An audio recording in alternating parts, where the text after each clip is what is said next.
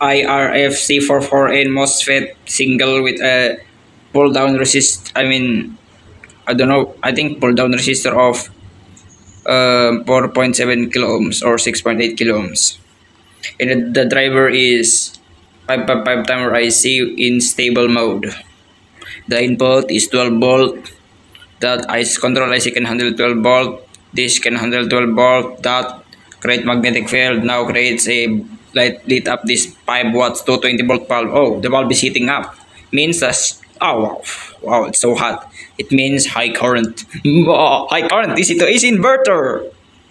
Hello mga kaibigan, share ko nga pala sa inyo ang aking ginawang DC to AC inverter gamit ang 12 volt battery, MOSFET na IRFC44N, isang IC na tawag dyan ay 555 timer IC, isa siyang control IC na kaya mag-generate ng PWM signal na i-drive si gate at si source ng MOSFET at isang modified na chopper ferrite transformer na nakakonekta dito sa 11 watts 220 volt. Oh, mainit pala yung bulb 220 volt fluorescent bulb. Power natin 3 to 1. Boom.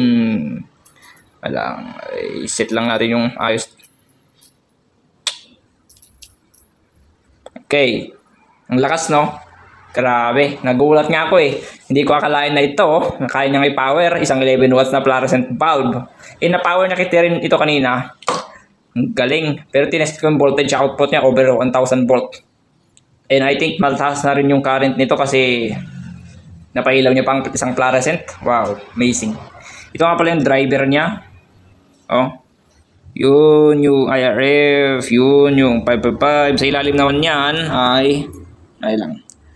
Oh, ganyan. Isang naglagay pa ng pull down resistor para sa MOSFET para gumana ng maayos. Diba?